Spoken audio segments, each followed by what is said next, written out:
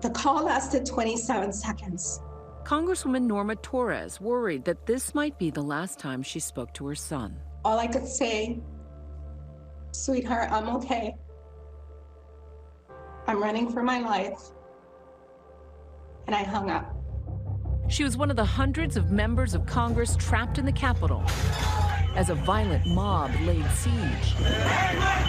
The Democrat from California earlier today urging VP Pence to declare the president unfit and remove him from office. There are so many people who think, well, just let President Trump walk out the door. Why create more division by calling on Vice President Pence to invoke the 25th Amendment or by following through with impeachment? We are a country of laws and rules, and our Constitution has to be preserved. We cannot let him get away with bringing rioters to the people's house. Tonight, Vice President Pence said he would not invoke the 25th Amendment, writing, "Now is the time to heal."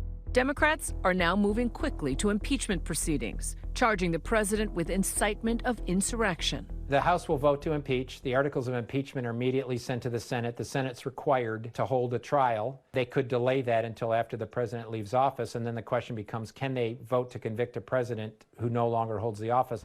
That effort gaining significant bipartisan momentum tonight after Republican Congresswoman Liz Cheney of Wyoming announced that she will vote to impeach. The President of the United States summoned this mob, assembled the mob, and lit the flame of this attack. This is a big deal. She not only is saying that she will vote to impeach, but her words couldn't be more damning about the president's actions. Cheney, a powerful voice in Congress, the third highest ranking Republican in the House and daughter of former Vice President Dick Cheney. Her announcement earth-shattering, saying there has never been a greater betrayal by a president of the United States of his office and his oath to the Constitution. I believe that this will be a green light for more Republicans in the House to vote to impeach, but it will also be a big signal to the Senate. And I believe that this action tonight makes it more likely that the Senate will ultimately vote to convict Donald Trump of impeachable offenses by a 2/3 majority. ABC News has also confirmed tonight that Senate Majority Leader Mitch McConnell is furious with President Trump, believing that he committed impeachable offenses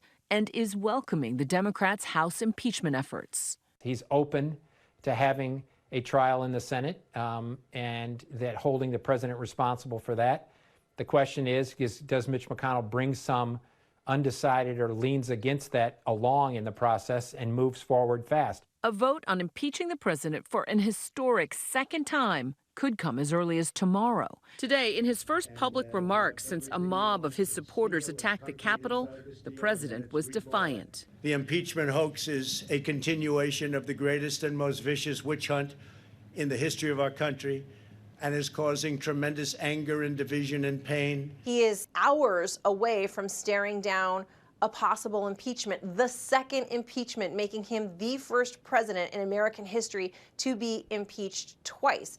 He says that it's a witch hunt. So we're back to President Trump leveling these threats, some would say the very threats that got us to an insurrection in the first place. The president was speaking in Alamo, Texas, ignoring the swirling controversy. There are two competing versions of reality at play here. President Trump's reality, which is delusional, and the actual reality that's happening on the ground as he is out there touring this border wall, what he views as one of his proudest accomplishments since taking office.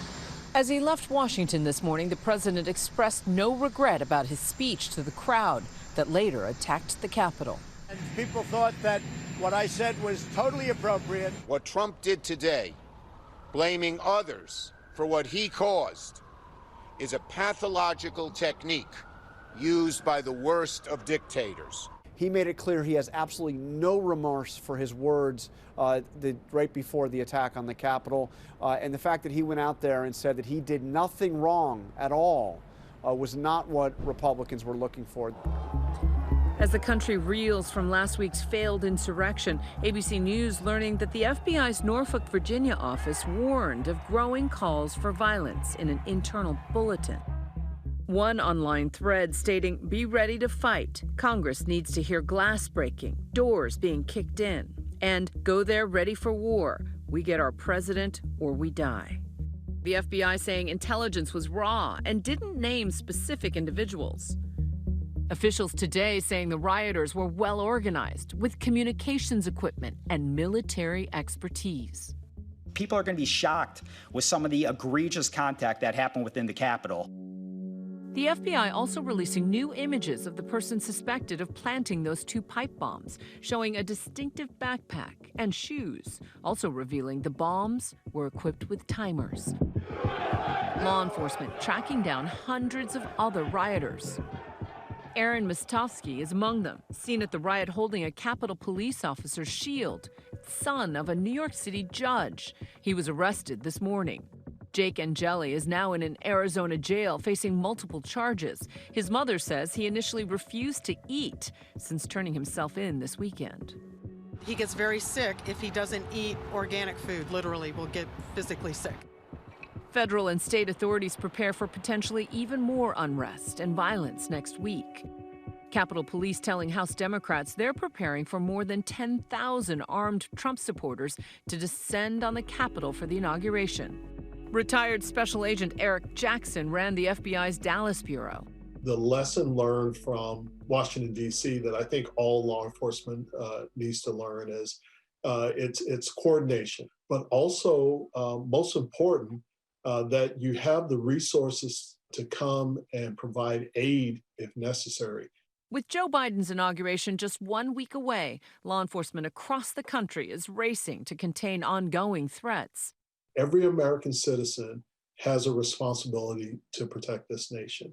And that means sometimes bringing friends, family members, and others to the highlight of law enforcement. And it's to not only safeguard them, to help them, but also to prevent something terrible from happening to this nation. In the waning days of his presidency, Donald Trump's trip to the border was an attempt to highlight his hardline immigration stance. We've worked long and hard to get this done. They said it couldn't be done, and we got it done.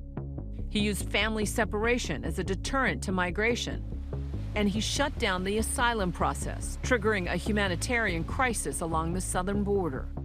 The president went to Texas today to show off his accomplishments at the border wall. Your reaction? It is laughable that at this moment of time, when we have so many Americans that have lost their lives, they have lost family members due to this raging pandemic, that the President of the United States chooses to close out his 4-year term by continuing to incite racism, promote racism, and incite violence against Americans like myself. But even his attempts to draw attention away from his pending second impeachment was a reminder of how the president's rhetoric has had real-world consequences. In the summer of 2019, a lone gunman laid siege to an El Paso Walmart, killing 22 people. Before his attack, the gunman posted a manifesto echoing much of President Trump's anti-immigrant rhetoric. Given the climate and the ugliness and the repeated attacks on immigrants that we have seen from this administration and from the president himself, a lot of people weren't surprised when we saw what happened on the Capitol and said, we've heard this drumbeat. This has been a steady drumbeat from President Trump from day one. For Congresswoman Torres, an immigrant from Guatemala, the inauguration of Joe Biden on January 20th cannot come soon enough. Your son is a law enforcement officer, and you said that as a law enforcement officer, some of his colleagues were planning to come to the inauguration. Colleagues and my son and his wife were coming to watch the peaceful transfer of power. They were very excited about being here and being here with me. I know that my constituents and Americans across the U.S. are very excited about seeing this process. But right now, it is not the time for you because it is not safe for you to be here. Hi everyone, George Stephanopoulos here. Thanks for checking out the ABC News YouTube channel. If you'd like to get more videos, show highlights, and watch live event coverage, click on the right over here to subscribe to our channel, and don't forget to download the ABC News app for breaking news alerts. Thanks for watching.